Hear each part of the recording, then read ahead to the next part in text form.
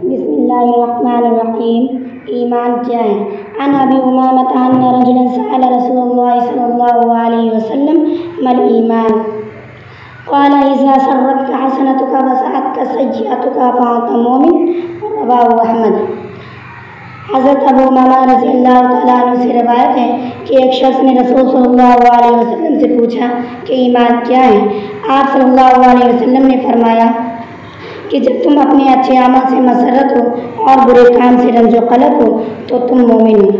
اس حدیث کی تشریح یوں بیان کرتے ہیں کہ ایمان کے خاص آثار اور علامت میں سے یہ ہے کہ آدمی جب کوئی نیک کام یا عمل کرتا ہے تو اس کے دل کو فرحت و مسرت ہو، اور جب اس سے کوئی برا کام ہو جائے تو اس کو رنج و غم ہو۔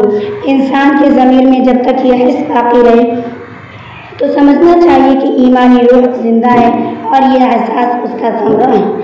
معارف الحدیث جلد نمبر 1 صفحہ نمبر 91۔